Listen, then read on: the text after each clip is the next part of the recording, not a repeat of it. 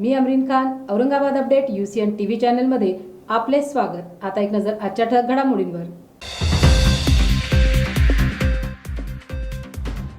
अचानक महाराष्ट्र वक्फ बोर्ड कार्यालयाची मुंबईत बदली, वक्फ जागेसाठी लढणाऱ्यांनी यावे पुढे, हिशाम उस्मानींचे प्रतिपादन।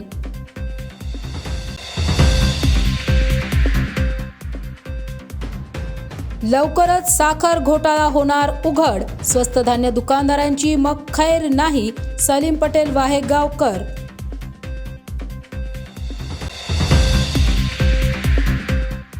आयुर्वेद दिवसानिमित्त डॉक्टर रईस शहा यांनी आयुर्वेदाचा अवलंब करून निरोगी आयुष्य जगण्याचा जनतेला दिला सल्ला।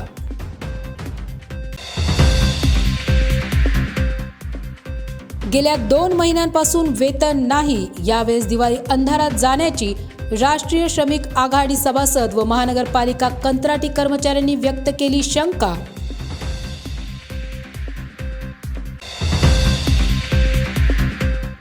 भारतीय दलित पॅंथर आघाडीच्या वतीने डिव्हिजनल कमिशनर ऑफिस समोर बेमुदत साखळी उपोषण सुरू।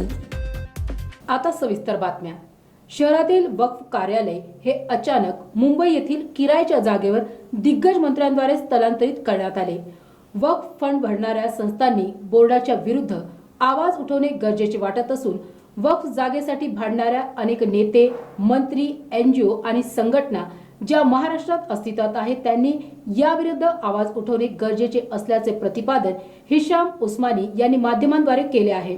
2 दिन पहले मैं बॉम्बे था जब मुझे एक पत्रिका देखने में आई जिसमें ऐसा लिखा था कि इनॉग्रेशन है एक ऑफिस का महाराष्ट्र वक्फ बोर्ड के कार्यालय का CM के हाथ से। उसके ऊपर मैंने कुछ पोस्ट भी सोशल मीडिया पे किए और कुछ पत्रकारों से भी बात हुई और कुछ लीडर्स की तरफ से मुझे एक्सप्लेनेशंस देने में आया कि ये जो है ये रीजनल ऑफिस है। तो हमारा ये कहना है कि औरंगाबाद में जो ये वक्फ बोर्ड का ऑफिस है ये निज़ाम के ज़माने से है और पहले इसमें ये मराठवाड़ा वक्फ बोर्ड के नाम से जाना जाता था, जिसमें पहले हिंदू और मुस्लिम सारी वर्शिप प्लेसेस जो प्रॉपर्टीज़ थी वो सब इसमें कवर होती थी। बाद में हिंदुस्तान में जब औरंगाबाद डिवीज़न को लिया गया तो उसमें इसको सिर्फ मुस्लिम प्रॉपर्टीज़ की हद तक महदूद कर दिया गया, हिंदू प्रॉपर्टीज़ गवर्नमेंट ने अपने पास ले ली, यानी एक ऐतिहासिक महकमा है ये। उसके बाद जब औरंगाबाद डिवीज़न को मराठवाड़ा में आपके महाराष्ट्र में इंक्लूड किया गया तो इसको मराठवाड़ा वक्फ बोर्ड के नाम से ही जाना जाता था, लेकिन बाद में महाराष्ट्र के दूसरे ज़िलों में भी कुछ प्रॉपर्टीज़ हैं तो इसीलिए इसको महाराष्ट्र वक्फ बोर्ड कर दिया गया। देखा अगर जाए तो लगभग 2/3 यानी 67% के आसपास जो वक्फ बोर्ड की प्रॉपर्टीज़ हैं वो मराठवाड़ा से आती हैं महाराष्ट्र में। इसीलिए ये ऑफिस को हमेशा से औरंगाबाद में रखा गया और लगभग 67% प्रॉपर्टीज़ क्योंकि मराठवाड़ा में ही है, इसीलिए लोगों के सुविधा के लिए आने जाने के लिए और ये पुराना इसकी पहचान, इसका ओरिजिन भी यहीं से है, इसीलिए इसको यहाँ रखा गया। कुछ दिनों से ये डिमांड चल रही थी बीजेपी और शिवसेना के लीडर्स के द्वारा कि इसको वहाँ शिफ्ट किया जाए, जिसमें मराठवाड़ा के लोगों का और औरंगाबाद के लोगों का विरोध है। एक और चीज़ देखने में आई कि जो पत्रिका है उस पर औरंगाबाद की जगह जो गवर्नमेंट चाहती है नया नाम तब्दील करना, संभाजीनगर, वो नाम लिखा हुआ था। इस पर हम लोगों ने एक तीव्र आक्षेप किया कि वक्फ बोर्ड को ऐसी क्या मुसीबत आन पड़ी कि वो गवर्नमेंट के इतने ताबे हो गए। ठीक है, गवर्नमेंट के अंडर में अगर वो आते भी हैं तो कम से कम वो माइनॉरिटीज़ की एक रिप्रेजेंट करते हैं वॉइस को। तो वक्फ बोर्ड ने ये लिखना ये बहुत दुख की बात है। इस पर हमारा एक ऑब्जेक्शन रहा कि अभी तो नाम का केस चल रहा है, अभी तक तो ऐसा कोर्ट से कोई फैसला नहीं आया।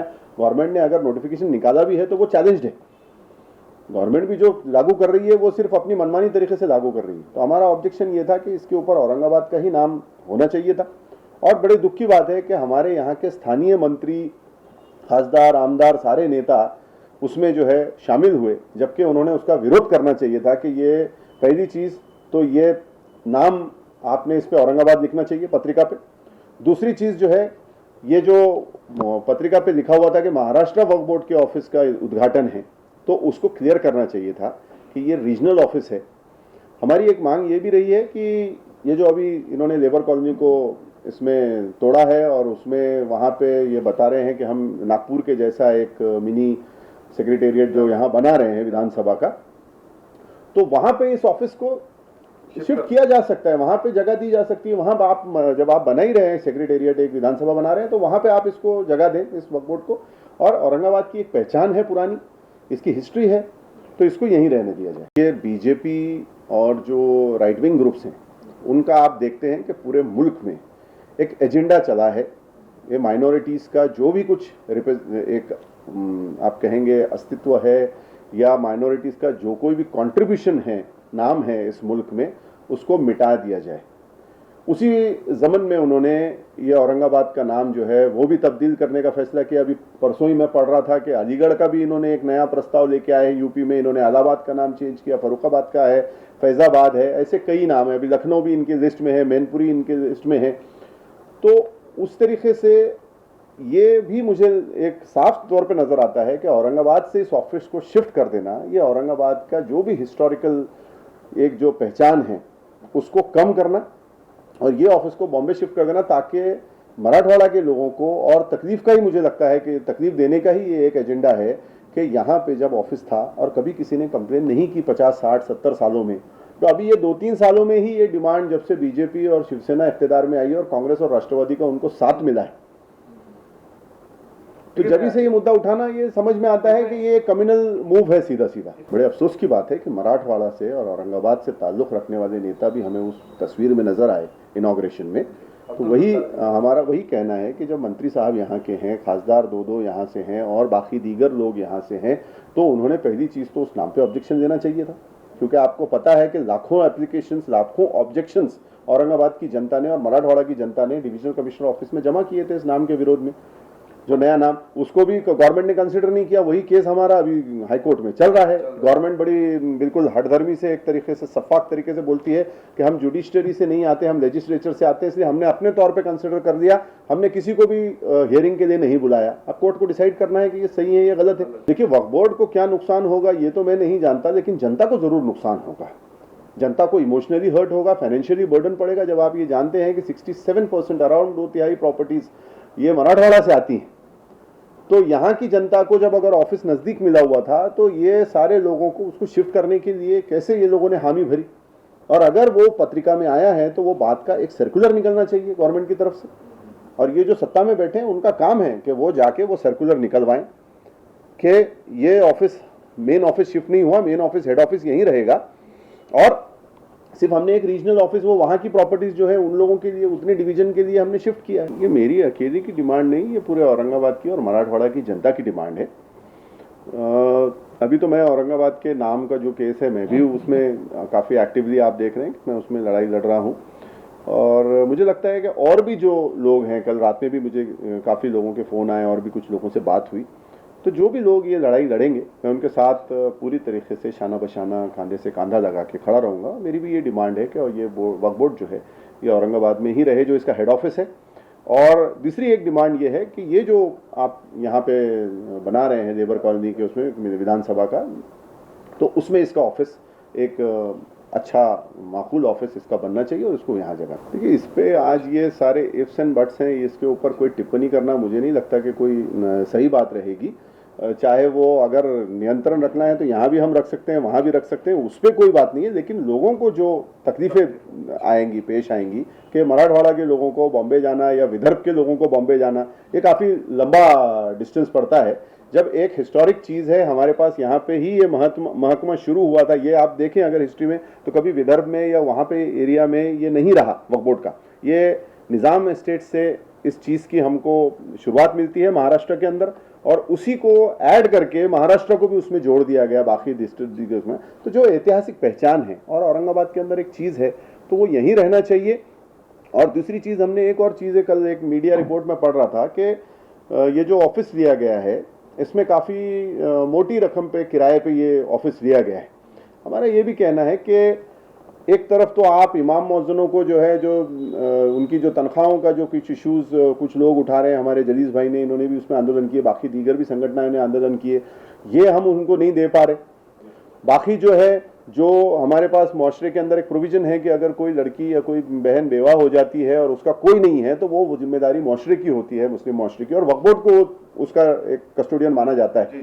ऐसा कोई लड़का अगर बच्चा है, अगर कोई जो अनाथ है और उसका कोई नहीं है, तो उसका भी कस्टोडियन वक्फ बोर्ड को माना जाता है।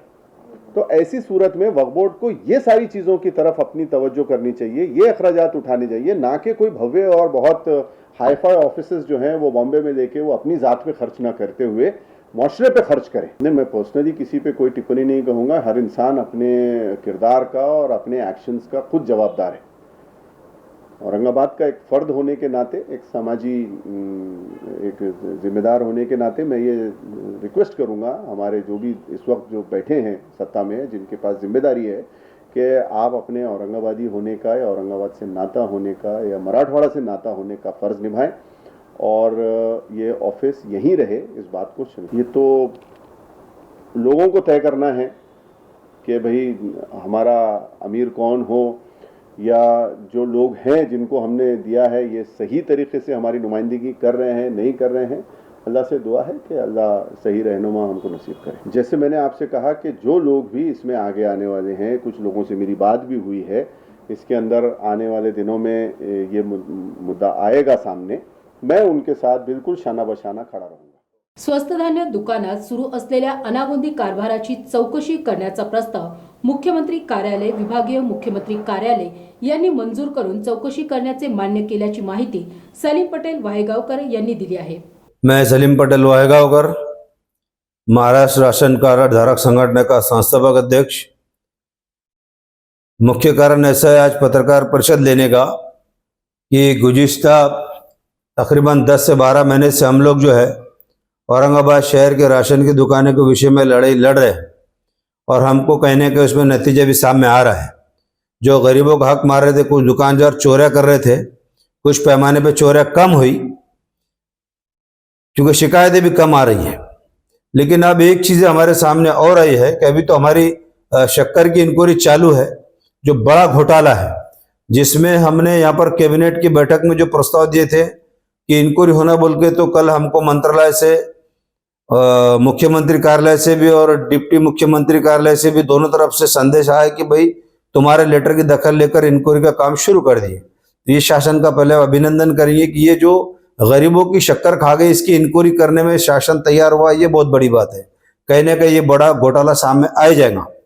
दूसरा, अभी हमारे सामने ऐसा है कि औरंगाबाद के 199 दुकानों में कुछ दुकानें ऐसी है जिसका मालिक ही है नहीं, फिर भी दुकानें चल रही है। तो अब हमने लिखे कि भाई, और इसका प्रोविजन ऐसा है कि हर 3 साल में एक बार रिन्यूअल होना जरूरी है और रिन्यूअल के वक्त मालिक का जिंदा होना भी जरूरी है। उसके बहुत सारे फॉर्मेलिटी है जो शासन ने तय किया है। उसी आधार पे हमने एक लेटर लिखा है कि भाई रिन्यूअल की पूरी फॉर्मेलिटी हमको बताओ। और इसके अंदर ऐसा भी सामने आया कि गुज़िश्ता सालों में जो नई दुकानें अलॉटमेंट हुई है, तो एक ही संस्था के संचालक मेंबर दूसरी संस्था के बताकर उसमें भी बहुत सारी दुकानें अलॉटमेंट हुई। तो कहीं ना कहीं शासन के आंख में जो है धूल झोंकी गई है और डुप्लीकेट संस्था बताकर दुकानें ली गई, ऐसी हमारे सामने प्राथमिक थोड़ी सी माहिती आई। हम उसकी भी अभी इंक्वायरी कर रहे हैं। अब ये करते करते हमारे सामने एक बड़ा इशू सामने आ गया, वो है शहर महानगर पालिका और जिला परिषद के अंतर्गत चलने वाले बालवाड़ी और आंगनवाड़ी। ये मासूम बच्चों का भी माल चुराकर खाने वाले हमारे सामने आ रहे हैं। जो गरीब को शासन चावल वगैरह बच्चों को देती थी, कई हमारे पास शिक्षक ऐसे हैं जो बालवाड़ी वालों ने कि नाम ना लेते हुए आंगनवाड़ी वालों ने कि भाई ये आप जो कर रहे हैं बहुत अच्छे काम है, हमारी तरफ भी देखो, हमारे बच्चों को भी मुफ्त राशन आता था, कई दिन से हमारा राशन ही नहीं आ रहा, कोई थुल्लिच नहीं आ रही, कोई चाक यही नहीं आ रहा, आखिर क्या वजह है। तो फिर उस पर हमने लेटर लिखा, गवर्नमेंट को भी लिखा, जिला परिषद को, कारपोरेशन को लिखा कि भाई औरंगाबाद शहर में चलने वाली जितनी आंगनवाड़ी बालवाड़ी है, जिला परिषद को भी उसमें लिखा है, कलेक्टर ऑफिस को भी लिखा है, इसकी सविस्तर हमको जानकारी दो, या आखिर क्या है। और शासन को लिखा है कि आप बालवाड़ी का जो राशन देते वो किस तरह से डिस्ट्रीब्यूट करने के डायरेक्शन है। वो भी चोरी हमारे सामने इंशाल्लाह जल्द करीब आ जाएंगी। हम उसके पीछे पड़ गए। जो मासूम बच्चों का भी उनको नहीं पुर रहा है। ये चंद जो लोग हैं जो चोरियां कर रहे हैं, अपने मफाद के लिए गरीबों का हक मार रहे हैं। इधर बड़ों का तो खा रहे, लेकिन आप बालवाड़ी का भी माल चोरी कर कर बेच रहे हैं, जो कि हमारे पास तो बहुत लोगों के वीडियो ऑडियो क्लिप है कि हम वक्त पड़ा तो आकर बोलेंगे कि माल तो गोडाउन से निकलता, वो गोडाउन जो है आरटी ऑफिस के पास कहीं तो भी है, वहां से वो माल जो है तो लोड होता और आंगनवाड़ी और बालवाड़ी को माल आता नहीं, परस्पर बराबर माल जा रहा है, ये हमारे पास में माहिती मिली है। अभी इसके ऊपर हमने, ये चोरों के पीछे हमारा मोर्चा है, हम शासन को इस बारे में लिख रहे हैं कि अब जो ये राशन आ रहा था कब से आ रहा है, कितना बांट रहे हैं, इस पे हमारी आगे की तैयारी चल रही है। अब जो दिवाली का जो किट शासन दे रही है वो पूरे 6 आइटम लेना, एक आइटम भी कम नहीं लेना, ये मैं क्लियर बोल रहा हूं। जिस तरह से पिछले समय में चोरियां कर लिए थे, लेकिन बाद में आवाज उठाने के बाद में अभी गणेश जी के टाइम में जो किट बांटी गई उसमें चोरियां नहीं हुई, ये बहुत बड़ी बात है।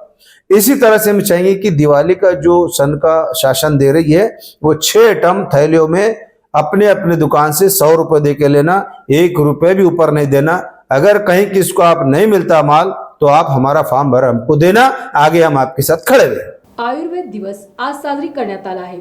आयुष मंत्रालय यांच्यातर्फे चालविण्यात आलेल्या अनेक उपक्रमांद्वारे आयुर्वेदाचे महत्त्व जनसामान्यांपर्यंत पोहोचवण्यास मदत झाली असून आयुर्वेदाचा उपयोग करून आपले आयुष्य व आपले आरोग्य सुदृढ व निरोगी बनवण्याचे आवाहन आयुर्वेदिक डॉक्टर रईस शाह यांनी जनतेला केले आहे। मेरा नाम डॉक्टर रईस शाह है, मुझे हकीम रईस शाह के नाम से भी जाना जाता है और सानिया आयुर्वेद केयर सेंटर के तरफ से सभी हकीम और आयुर्वेद के क्षेत्र में जुड़े हुए डॉक्टरों को बहुत बहुत आज का जन्मदिन आयुर्वेद का मुबारक हो। और हम सभी लोगों से अपील करना चाहेंगे जो आयुर्वेद से जुड़े हुए लोग हैं कि आयुर्वेद जो है तो पिछले कई सालों में जैसे ये पैथी एक बंद सी हो गई थी, 2016 के बाद आयुष मंत्रालय द्वारा जो है तो बहुत सारे कुछ ऐसे कदम उठाए गए और हमारी सरकार ने भी हमें बहुत हेल्प आयुर्वेद में किया है, जिसके जरिए से आज हम लोग आयुर्वेद का जन्मदिन मना सकते हैं या हम कह सकते हैं आज आयुर्वेद दिवस है। नहीं तो आज तक इससे पहले कभी सुनने में तो मुझे भी नहीं आया। मैं 10 साल की या 7 साल की उम्र से आयुर्वेद चिकित्सक पद्धति करता रहा हूँ और पीढ़ियों से हमारे पास आयुर्वेद काम किया जाता है। और सभी लोगों से और हमारे देशवासियों से ये कहना चाहूँगा कि आयुर्वेद को अपनाएं और स्वच्छ रहें और अपना अच्छा जीवन जिए।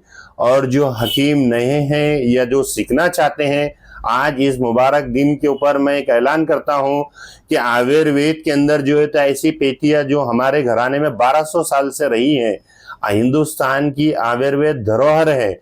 और मेन सबसे जो है तो हमारे पास रसायन हिंदुस्तान की ही देन है। जैसे ये भस्मों का निर्माण होना, इसी तरह से ये पैतियां काम करती हैं। ये सब एक से बढ़कर एक भस्म है, जैसे गंधक का भस्म, हड़ताल का भस्म, संग्रप का भस्म। तो ये पैतियां भी रस रसायन सभी लोगों को आयुर्वेद में जो है तो खुल के सिखाई और समझाई जाएंगी, जो आज तक कभी किसी ने ना सुना हो। जैसे हड़ताल का भस्म, श्वेत भस्म, लाल भस्म, काला भस्म, ऐसे अनेकों तरह के 500 किस्म के अलग अलग रंगों में परवित भस्म बनते हैं। ये भी चीजें आप लोगों को बताई जरूर यहाँ से जाएंगी। और जो नए हकीम या डॉक्टर बन रहे हैं या आयुर्वेद में कुछ आयुर्वेद का नॉलेज रखते हैं, तो एक दूसरे हकीमों को और डॉक्टरों को जिनकी समझ है वो बताते रहें और आयुर्वेद को बढ़ाया दिए। और स्वच्छ रहने के लिए आयुर्वेद को सभी नागरिकों से और लोगों से अपील करूंगा कि जुड़े रहे। जय हिंद, धन्यवाद। मेरा नाम डॉक्टर रईस शाह है, मुझे हकीम रईस शाह के नाम से भी जाना जाता है और सानिया आयुर्वेद केयर सेंटर के तरफ से सभी हकीम और आयुर्वेद के क्षेत्र में जुड़े हुए डॉक्टरों को बहुत बहुत आज का 5वां जन्मदिन आयुर्वेद का मुबारक हो। और हम सभी लोगों से अपील करना चाहेंगे जो आयुर्वेद से जुड़े हुए लोग हैं कि आयुर्वेद जो है तो पिछले कई सालों में जैसे ये पैथी एक बंद सी हो गई थी, 2016 के बाद आयुष मंत्रालय द्वारा जो है तो बहुत सारे कुछ ऐसे कदम उठाए गए और हमारी सरकार ने भी हमें बहुत हेल्प आयुर्वेद में किया है, जिसके जरिए से आज हम लोग आयुर्वेद का जन्मदिन मना सकते हैं या हम कह सकते हैं आज आयुर्वेद दिवस है। नहीं तो आज तक इससे पहले कभी सुनने में तो मुझे भी नहीं आया। मैं 10 साल की या 7 साल की उम्र से आयुर्वेद चिकित्सक पद्धति करता रहा हूँ और पीढ़ियों से हमारे पास आयुर्वेद काम किया जाता है। और सभी लोगों से और हमारे देशवासियों से ये कहना चाहूंगा कि आयुर्वेद को अपनाएं और स्वच्छ रहें और अपना अच्छा जीवन जिए। और जो हकीम नए हैं या जो सीखना चाहते हैं, आज इस मुबारक दिन के ऊपर मैं एक ऐलान करता हूं कि आयुर्वेद के अंदर जो है तो ऐसी पेटियां जो हमारे घराने में 1200 साल से रही है, हिंदुस्तान की आयुर्वेद धरोहर है। और मेन सबसे जो है तो हमारे पास रसायन हिंदुस्तान की ही देन है।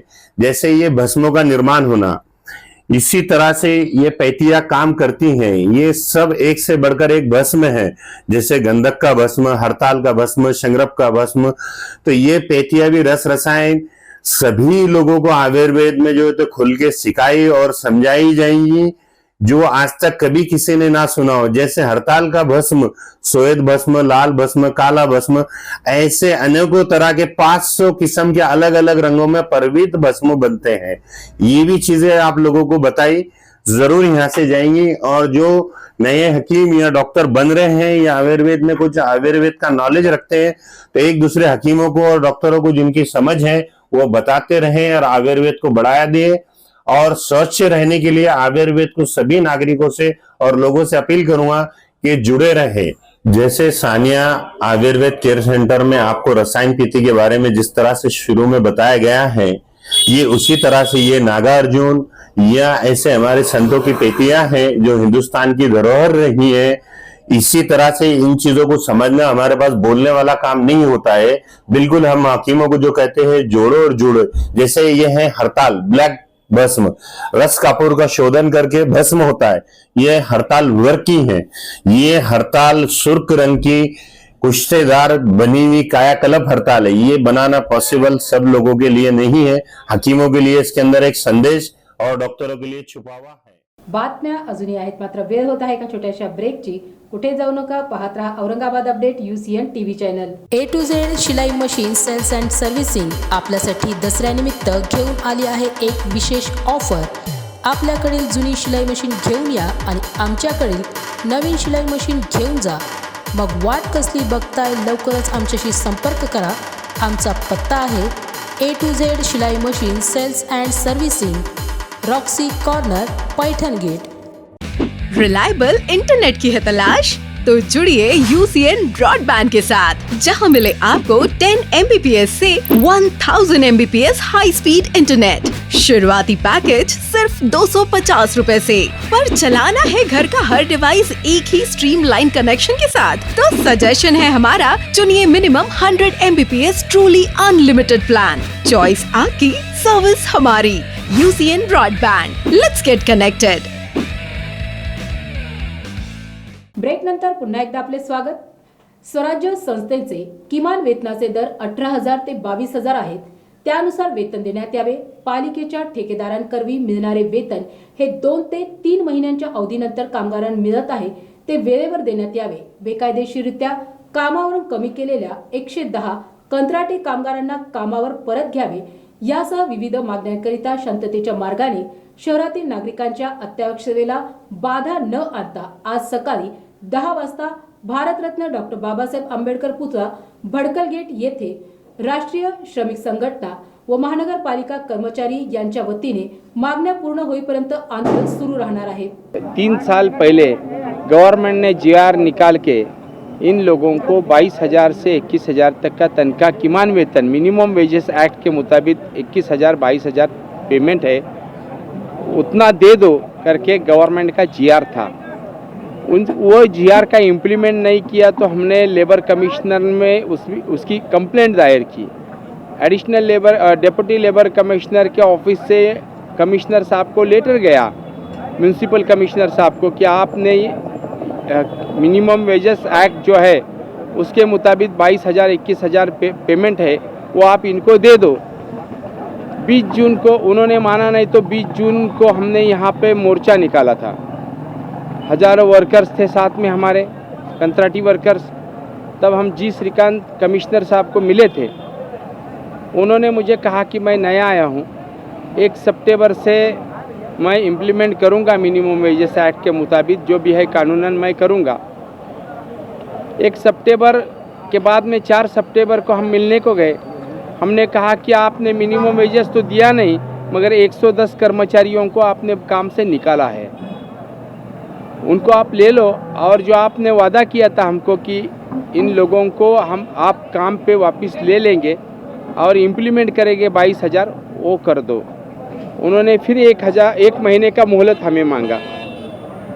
1 महीने के लिए हमने फिर एक IAS ऑफिसर है, कमिश्नर है, उन्होंने बोला टेंडर, ये नए टेंडर में मैं उसका इम्प्लीमेंट करेगा, टेंडर में ये मिनिमम वेजेस डाल देगा, तो मुझे उतना वक्त दे दो। फिर 1 महीने का वक्त दिया, तो हमने बोला 110 लोगों को तो ले लो, ये तो गवर्नमेंट का ऑफिस है। बोले मैं कानूनन थोड़ा सा सलाह लेता हूँ। बाद में वो टाइम उन्होंने कहा कि आप जब भी आएंगे मुझे एक मैसेज दे के आ जाओ, व्हाट्सएप पे मुझे कब आ रहे तो बताओ, तो मैं आपके लिए टाइम निकालूंगा। हमने 3 दिन पहले कल आ रहे करके हमने उनको बताया, तो उनका रिप्लाई आया कि किस लिए आप आ रहे हो। मैंने बोला इसलिए तो आपके जो ऊपर के जो मेरे प्रॉब्लम है एक भी सॉल्व नहीं हुआ, इसके लिए डिस्कशन करने के लिए आ रहा हूँ। 3 बजे का मैंने टाइम उनको बोला था आता हूँ, वो 2:30 बजे ही चले गए कल। मैं सिर्फ व्हाट्सएप पे उनको बताता रहा कि मैं पूना से आया हूँ, आप मिलो। मगर एक है कि IAS ऑफिसर ये कानून के रखवाले रहते हैं, कानून का रक्षा करना, कानून का इम्प्लीमेंट करना, ये उनका IAS ऑफिसर का कर्तव्य है, इसीलिए उनको यहाँ पे लाया गया है। दुर्दैवी की बात यह है कि गवर्नमेंट लेबर डिपार्टमेंट ने प्रोसिक्यूशन डाला है, खटला दाखिल किया है कारपोरेशन के प्रशासन के ऊपर कि मिनिमम वेजेस दिया नहीं। कंत्राटदार के ऊपर भी खटला दाखिल किया है। वो कंत्राटदार जो 16,000 रुपये पेमेंट लेता है पालिका से, और 8,000 रुपये 8,000 रुपये इनको देता है। 16,000 में से 8,000 देता है, 3,000 कर्मचारी है, 2,40,00,000 रुपये हर महीना वो कहाँ जाता है, इसका हिसाब नहीं। PF तो भरता नहीं इनका, मैं PF ऑफिस को भी कंप्लेंट किया है, PF भी भरता नहीं। तो ये सब पैसा 2,40,00,000 हर महीने, वो सवाल मैंने उनको भी पूछा था, उन्होंने बोला मैं देखता हूँ। मैं बोला प्रोसिक्यूशन दाखिल है, गुनाह दाखिल हो गया है कोर्ट में, गवर्नमेंट ने दाखिल किया है, हमने नहीं किया है। जिस कॉन्ट्रैक्टर ने फ्रॉड किया है या पैसा देता नहीं, मिनिमम वेजेस की इम्प्लीमेंट करता नहीं, वो कॉन्ट्रैक्टर को ब्लैक लिस्ट में डालना है, उसके पास से वसूली करके लेना है, ये काम कमिश्नर का था। मगर दुर्दैवी की बात है, हमारे वर्कर बोलते हैं कमिश्नर साहब वो ठेकेदार को ही गाड़ी में लेकर घूमते, वही उनका बर्थडे मनाता है। तो वो वर्कर बोलते हैं वो क्या न्याय देंगे हमको। मैं गवर्नमेंट को विनती करता हूँ, जो IAS ऑफिसर कानून के मुताबिक ये संविधान को मानते नहीं, कानून को मानते नहीं, ऐसे IAS ऑफिसरों को तुरंत ट्रांसफ़र मत करो, उनको ताबड़तोड़ अपने पद से बाजू में कर डालो। क्योंकि वो कॉन्ट्रैक्ट लेबर हक मांगता है तो उसको नौकरी से हटा देते, हक मांगता है तो, और ये कानूनन हक मांगता है, और ये कानूनन मानता नहीं है। खुद उन्होंने मुझे, कमिश्नर साहब ने कहा था, देखो 7 तारीख के अंदर अगर कॉन्ट्रैक्ट लेबर का पेमेंट नहीं हुआ तो मैं खुद पेमेंट नहीं लेगा, मेरा ऑफिसर नहीं लेगा। खुद तो बोनस भी लेके बैठे, खुद पगार भी लेके बैठे, उनके ऑफिसर भी लेके बैठे, इनको पगार भी नहीं, बोनस तो छोड़ दो, 8 साल से बोनस भी नहीं लगे, जब से बोनस एक्ट के मुताबिक बोनस नहीं। मगर 2 महीना हो गया, 8,000 मिलता है ना, वो 8,000 भी नहीं है। 2 दिन इंतज़ार करेगा मैं, नहीं तो यहाँ पे मैं प्राणांतिक अनशन को बैठने वाला है। और ये पूरी जांच होनी चाहिए, ये पैसों की करोड़ों रुपए जो हर महीना आता है, इसका पूरा जांच होना चाहिए। जो जिम्मेदार रहेगा उसके ऊपर कड़क कार्रवाई होनी चाहिए, और उनको तुरंत 22,000 तनख्वाह चालू होना चाहिए, और मेरे 110 लोग जो निकाले उनको अंदर लेना चाहिए, ये मेरी मांग है। नहीं तो अनशन चालू हो जाएगा।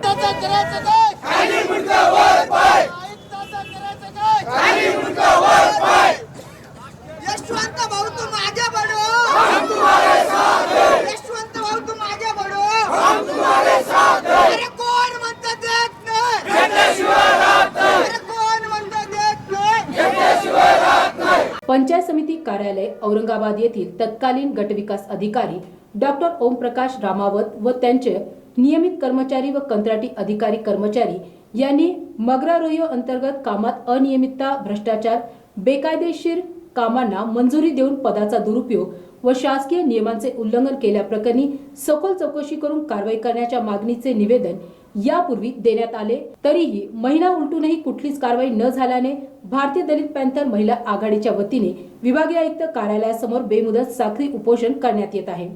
माझी मागणी अशी आहे, साळवे, पायकराव, काकडे, रंगसिंग हे संगमतानं यानं फार घोटाळा केला आहे. कामामध्ये, सरकारी कामामध्ये यानं बिलं काढेत, कामं न दाखवताना, न ऑर्डरी काढताना यानं कामं केले व 1-1.5 कोटीचा घोटाळा केला. ह्या लोकांनं गोरगरिबाची फसवणूक केली. तुमचे कामं करतो, कामं केली नाही आणि यानं तसेच बिलं काढेत. म्हणून माझी अशी कळकळीची मागणी आहे का यायला तात्काळ निलंबित करा, सस्पेंड करा ताबडतोब. आणि गोरगरिबावर अन्याय झाला आहे त्याचा अन्याय समस्त करा, ही माझी मागणी. भारतीय दलित पॅंथर महिला आघाडीचे अध्यक्ष. ते डिपार्टमेंट पंच समितीला तिथं रोडाचे कामं असतात, विहिरीचे कामं असतात, तुमचे सरकारी शेततळे असतात, तुमचे घरकुलाचं असतंय. आता ते बरेचसे ग्रामीणच्या मागण्या आहेत, त्याच्यामध्ये घरकुलं आहेत, विहिरी आहेत, तुमचे काही सरकारी तळे शेततळे असतात ते असतात. ते बरेच घोटाळे आहेत त्याच्यामध्ये. पंच समितीला अधिकारी आहेत ना ते. हे गाव नंबर 1 जळगाव, शेकटा, मावली, आडगाव, तुमचं बरेचसे गाव आहे त्याच्यात, जेवढं टाकळी खूप गाव आहेत. पुढचे पावल असे माझे, जर नाही मागणी झाली तर धरणे निदर्शनं करीन. त्याला तात्काळ केलं तर ठीक, नाही इथं जर नाही निकाल लागला माझा तर मी रोडानं संघर्ष करीन. भारतीय दलित पॅंथरच्या वतीनं धरणे आंदोलन करेन. आणि याबरोबरच बातमीपत्र इथे संपलं. पुन्हा भेटूया पुढील बातमीपत्रात. तोपर्यंत पाहत रहा Aurangabad update UCN TV channel.